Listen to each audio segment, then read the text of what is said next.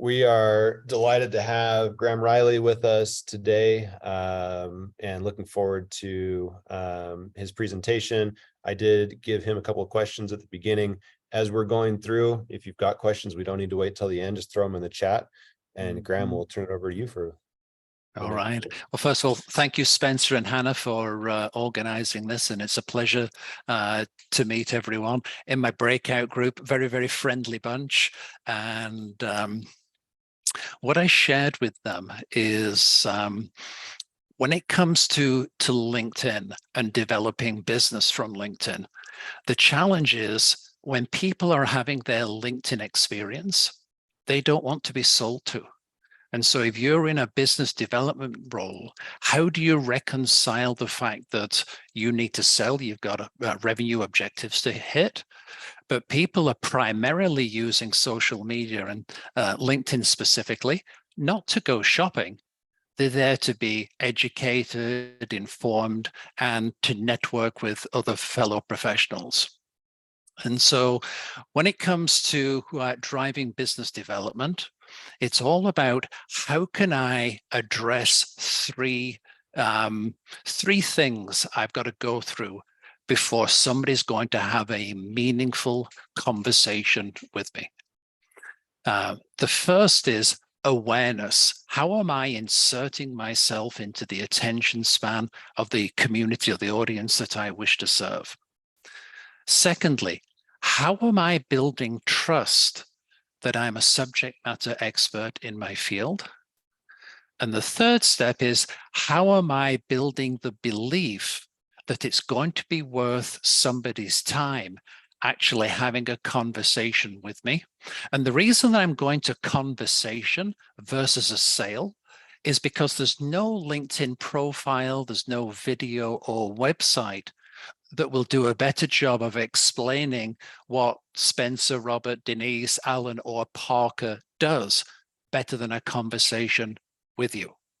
So right from the very start, how I approach LinkedIn is all about how am I conducting myself in a polite, professional, and courteous manner in the same way that I would approach prospects at a trade show, at a conference.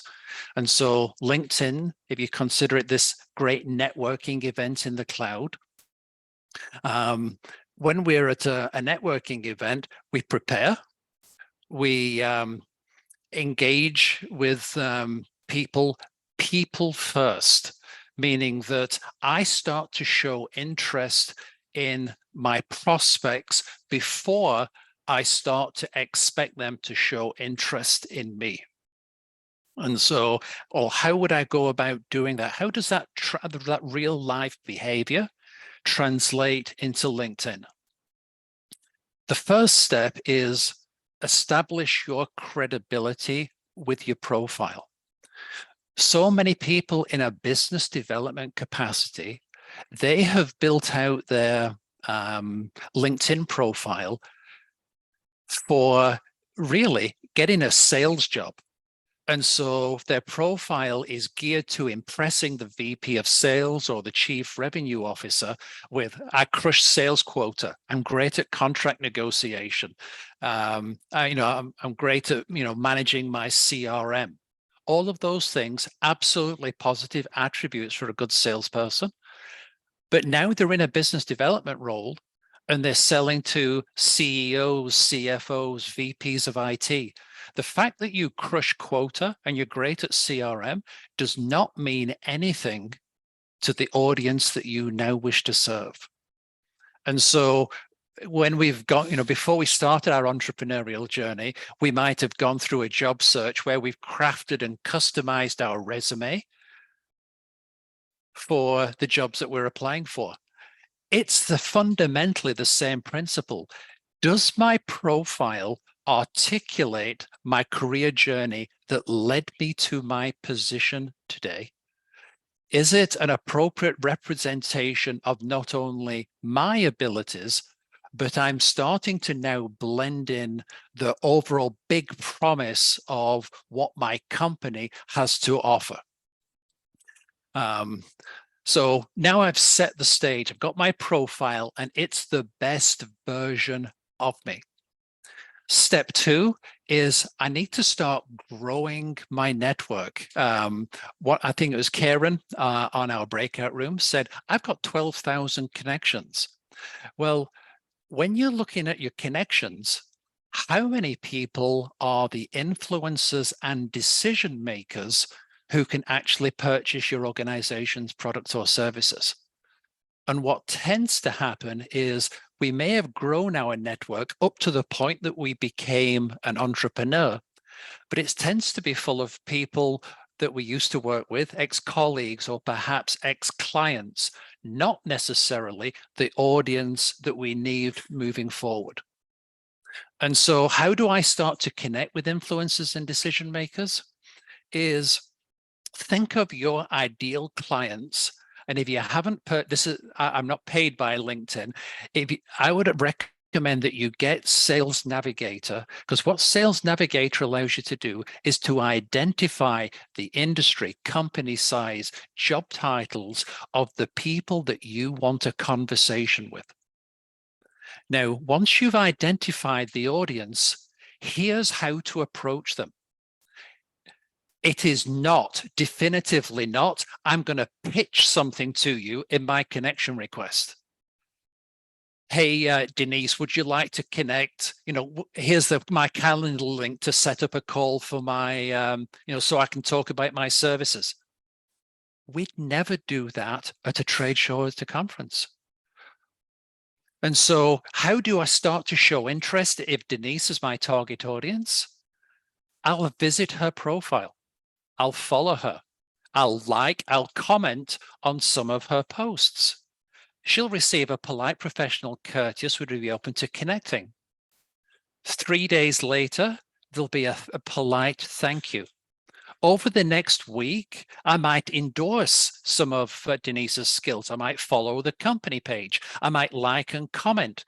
Now, as LinkedIn practitioners, you know that each one of those actions that I just described is notified. You get that in your notifications. Graham has done this over a couple of weeks. And then because I'm taking an active interest in what Denise is doing, what she's sharing, I've gone to the website. Now I can start to pose a question. I'm not talking about what I have got going on or my services. I'm showing genuine curiosity and interest in Denise. So that's what the LinkedIn term for this is called multi-threading. I'm treading multiple times on the profiles and the company pages of the people that I want to do business with. Now, what's going on in parallel to this, which brings us to our third step, is now I'm starting to share content. And the content isn't all about me. My content is geared to the problems that my intended audience is facing. Because Graham, if I start to be able... Is there slides, Graham? I'm sorry? Are you supposed to be showing slides at all or no? No, I was just going to talk through this. What I will share...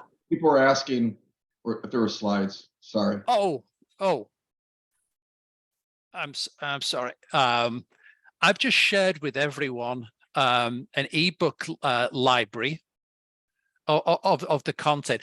I've got 15 minutes, Michael, and I wanted to make sure that I was just bringing people's awareness to this, just talking through some concepts. They were just putting stuff in the chat, so I thought I would. Yeah, no, I appreciate it. Yeah, everyone is addicted to slides. I get it, and so in the link that I shared, you've got webinars with slides, and you've also got ebooks that talk to the various points that I'm bringing up here. But this is just a description of an approach. So if I start to articulate the problem, I start to gain expert authority that I'm a subject matter expert in this field, and that's building trust. How have I solved the awareness? I've engaged with somebody, I've connected with them, and my profile has multi-threaded, has touched them several times. And so it's my face and my name that is starting to gain some recognition. And then what happens is I start to see Graham Riley's feed appearing, posts appearing in my feed. Now, if I was to email Denise or text or call her every day, by Tuesday afternoon, it's time out, Graham. Too much. I don't know you. It's too much. But what I'm looking to do with my behavior and what I am saying is to build reciprocity and to show indications of my interest in what Denise is doing versus what I'm doing and what I am trying to offer. And again, it's following that natural pattern. When we meet in person, we tend to check in with people, how you're doing, etc., before we get round to, so what you're doing here at the conference, what are you looking for, what are outcomes? And it's the insightfulness of the questions that we ask that will prove our expertise versus telling somebody that we're an expert. Let me see if this example resonates with you. If your GP has ever referred you to a consultant, this is a subject matter expert in that particular ailment. When you meet them, they do not start off with a demonstration of telling you this is what your problem is. They start off with asking you questions. And the more insightful questions, and then they sum it up nicely, is this is what I've heard, and this is what we are going to go about doing. Now, just about every sales professional I have ever met wants this outcome. They want to be known as a trusted advisor or a strategic partner to their clients. They all do. And so the point here is, don't wait for somebody to become a client before you start behaving like a consultant. And what is a trusted advisor? It means that you're sharing insights and recommendation and actionable activities that your prospective clients or current clients could do for themselves. And here's the beauty of sharing and acting as a consultant, is that people will get to a point where they've tried things, it's worked for them, but they've reached that point where, hey, I really need some assistance here. And if you've helped guide them through that process of trying things for themselves, they've learned how to, they've got a track record of following your advice and it's been successful. Now, when you start to ask for a conversation with them, they now have the belief that they're going to get more value out of that call with you. I see lots of heads nodding. So profile, build your audience, share content with that audience. The final step is messaging people. Now, when it comes to taking an interest and getting that recognition with who you are and what you're about, certainly messaging, direct messaging, is a tremendous way of doing that. But also sitting in on the webinars where your prospective clients are presenting. Because if you start to ask insightful questions about their business, then you're clearly demonstrating interest. And if Kevin asks me a question, I'm going to remember Kevin because we had an interaction versus perhaps somebody else who's on the call who didn't say anything. Now, if it feels uncomfortable, well, what would I be sharing when it comes to content? Perhaps start smaller. Perhaps start with a comment.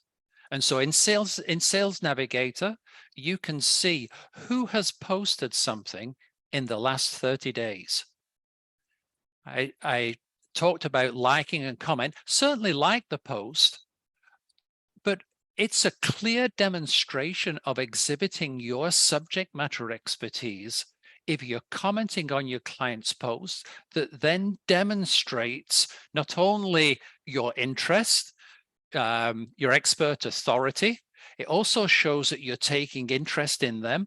And the beauty is that when it comes to crafting your messages to them, now you can start to share an article back with them, or perhaps even share their own article. So if Denise has written something, you know that on the bottom of every post, you can send it to somebody.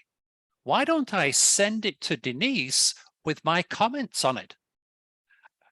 Or if you've written something, so if I've written something that I think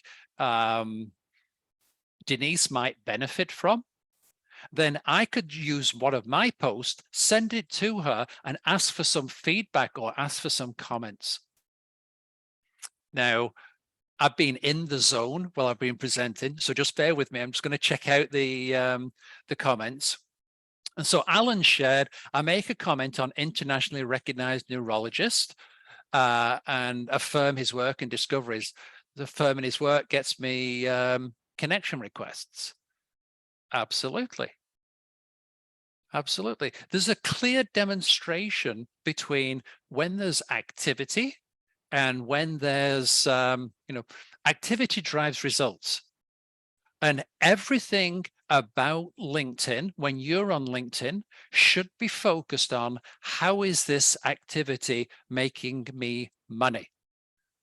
And growing your network of influence decision makers, the people who can actually purchase your services,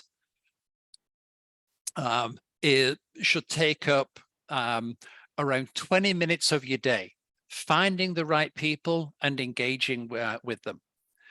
So that starts to fill your pipeline, because by LinkedIn's terms of use, you can add 100 connection requests a week. Now, there are ways to increase that, but think about if you want to make, let's say that whatever you're selling is around $10,000 a year. That means that you need 24, 25 people a year to say yes to what you have to offer. And so what you're really looking to do is to engage in a meaningful way with around 100 people a month in order to generate 9 meetings. So of the hundreds that you can send a week, start to scale it down and think, okay, I need to engage in a meaningful way with 100 people. From that 100, I need to generate 9 meaningful conversations with them. And then from those 9 meaningful conversations, I need 2 or 3 to actually say yes to what I have to offer. That's 2 or 3 a month. At the end of the year, your pipeline is now around $250,000. Remember that in the US, there's 195 million people who have a LinkedIn profile. 150 million of them are scrolling every day. And your strategy should be how I'm going to connect with them, engage with them, and convert with them. Parker shared, many of my potential customers are not very active on LinkedIn. There may not be many posts for me to like or comment. I spend more time trying to reach them through different channels. There's around 950 million profiles in the world. And as I said, 195 of them are here in the US. Around 1% of all of those users are actually creating content. So it's no surprise that that you're saying that your folks are not posting, but they are paying attention. And that they're paying attention on LinkedIn because their profile's updated and they've got 2, 3, 5, 12,000 connections. Even though they're not posting, they are certainly paying attention. And LinkedIn calls the 99%, they've got a phrase for them, or a saying, they call them lurkers. They're not contributing to the platform, they're lurking, they're checking things out. And the point is, if you're not saying anything, then they're not, it's a guarantee, they're not checking out your stuff. You might have noticed over the last 18 months or so, creator mode has been added to your LinkedIn profile. Don't know if you've noticed that. If you haven't yet, switch it on. It gives you the capability to declare, these are the things that I talk about.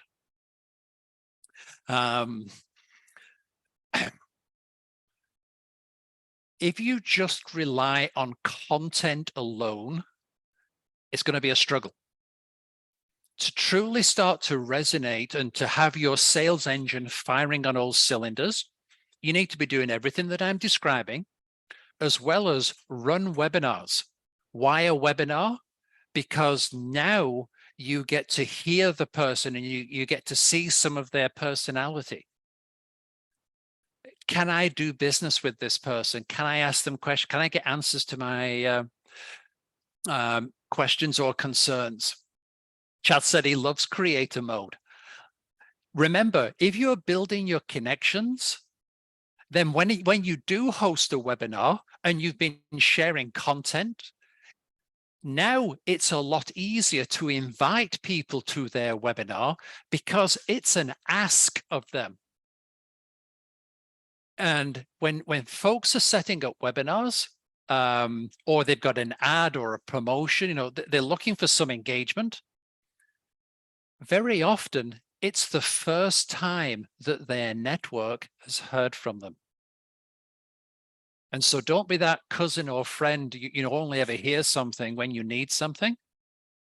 Is I may be connected with 10,000, 12,000 people, but if you haven't reminded me that I'm connected with you, if I've not heard from you and your profile hasn't engaged with my profile, I don't know that we're connected.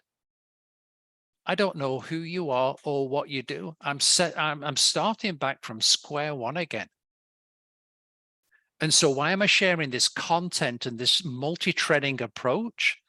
Is because attention spans are constantly doing this. And think of attention as a wedge. I start with just a couple of seconds. Well, okay, I've seen that you've endorsed my profile. And that wedge needs to start to develop, and you're doing it by curiosity by what you are saying, and curiosity by how you're showing interest and engaging with me as a person first. Now we have several CMOs on today's call. Don't lead with your company page. Lead with your people. Just about every organization that's you've come across will say, our people are our most important asset, and then tell you all about what the company does. Allow your executive and your sales team to be the brand champions and allow people to buy into them first. And this mimics a networking event that we'd attend. Hey, how are you? You know, your name is loud and proud. So who are you with? Who do you work for? Tell me about what you do. That comes secondary. And that's how it should be on LinkedIn. Use your content to create interest in you, and then your best performing content goes on your company page. And if we think about people's curiosity, I like what Denise has shared on the on her content. I've gone and checked out her LinkedIn profile. I've scrolled down. Now I'm checking out the company page, and the company page is the highlight reel of people like me who've engaged with her personal posts. And then where do you go from the company page? You go over to the website. And if you use a widget like Sociable Kit widget, you can embed in your website a widget that just pulls your company page content and your recommendations from your LinkedIn profile. Do you have recommendations about handling vacations? Since, yeah, you have to be consistent. Hey, Karen, we all need to take a break, right? And so you can certainly have scheduling for your content using Hootsuite or any of the other platforms to maintain that consistency. But here's the aha moment for any of you content developers out there. If you've got 1,000 or 12,000 connections and you share a piece of content, it is not going out to the 1,000 or 12,000. It's going out to 15%. Now, when you share that content, LinkedIn in the first 60 minutes is expecting 10 to 12 comments on your post and around 20 people to engage with it before it increases the sample size. If it doesn't get that engagement within the first 30 minutes, then the posts that you're sharing, you might see that it just gets 4 or 5 people who've liked it. Nobody's commented on it, and you're only getting a few hundred impressions. Now, it's a whole separate class as to how to structure your content, but the thinking behind the algorithm is that Graham's connected with all of these people. If the people that he's a first level connection are not showing any interest in his content, then there's no need for us to propagate it across the platform. So that's why having the right audience and the right messaging that's appropriate for that audience, which goes back to what I was sharing at the start. If your network is full of colleagues you used to work with in the past and are not your audience for moving forward, don't expect them to respond to content that's geared to the audience that you wish to serve. Attention tends to deteriorate after all digital audio after 15 to 18 minutes due to white noise. That's why TED Talks are only, yep. What Alan's sharing is that every platform is unique in the way that it presents and offers up information to the viewer. You've just got to tweak it so that it's first of all, it's substance. The substance is specific and adding value, but it's also formatted and structured in a way that makes it easier for the viewer to consume. Graham, I have a question for you, Graham. It sounds like you there's a balance that it's, to me, you're describing between tools and automation and personal outreach and building rapport and relationships. Can you maybe for just the last minute or two about how to balance tools and automation and intentful, relationship building? Sure. So the mechanics of multi-threading you can absolutely automate, just as you can automate some messaging. The automation is simply the delivery of the message. And so it's your expertise in understanding what's going to resonate with my audience that is going to build the power of the message. So you can automate the visits, the endorsements, the likes. If you use engage.ai, which is ChatGPT for LinkedIn, you can start to add some really insightful commentary on people's posts. That's what I consider automation.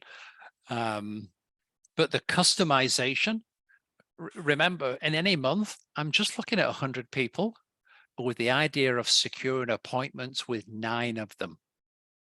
And so I can either go and send thousands and thousands of messages, or I can take the time to really understand my target demographic. And the beauty of that niching and segmentation is the skill that you develop in spotting openings or opportunities for an engaging message starts to kick in and you start to develop muscle memory with, okay, I've seen this sort of profile before. I see Alan nodding.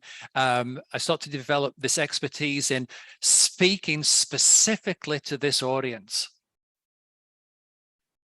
So automation for some of the manual tasks, but spend the bulk of your time really understanding what is hitting home and resonating with your audience. Maybe one or two final questions from the group, and then we'll wrap up this session. Annalise said, the idea of the right audience is so obvious, yet I missed it. Yeah, if you haven't got Sales Navigator, get it. If you do have it, just go and think of your ideal client and then create a query and just say, how many in my network is actually my ideal client? And in many instances, clients have been shocked as to how little connection that either they themselves or their sales team have with the audience that they're looking to do business with. Do you accept all connection requests? No, you use good judgment. The last 6 to 8 months, it's just been flooded with fake profiles of people who clearly, are not who they seem.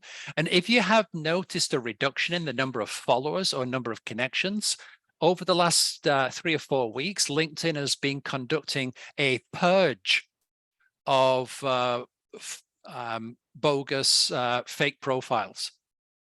But again, the more you're on the platform, the more you have the ability to develop in that sixth sense. And if in doubt, Google somebody to see if it starts to resonate. Okay, Jonathan, what feedback do you have regarding the algorithm updates that just came out?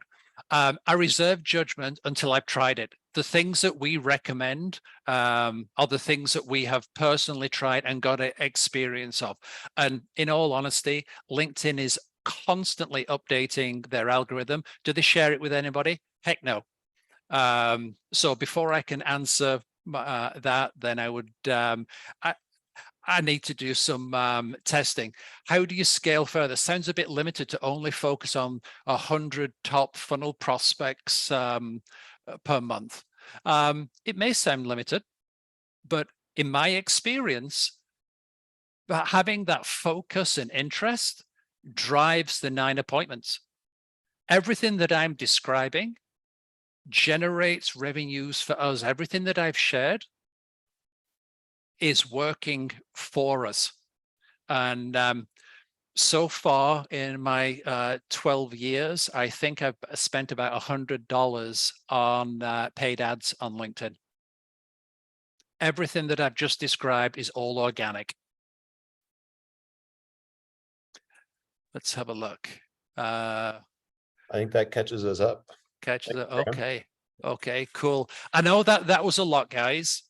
Sorry, I didn't have a whole bunch of slides, but inside of the that link that I shared, you've got slides and ebooks galore. That's great. I already clicked through and saw some of the resources there. So thanks for sharing. Thanks everyone for coming, and thanks again, Graham, for presenting. We'll see you all next Tuesday. Okay, thank you, everyone. Thank you, Graham. Cheers.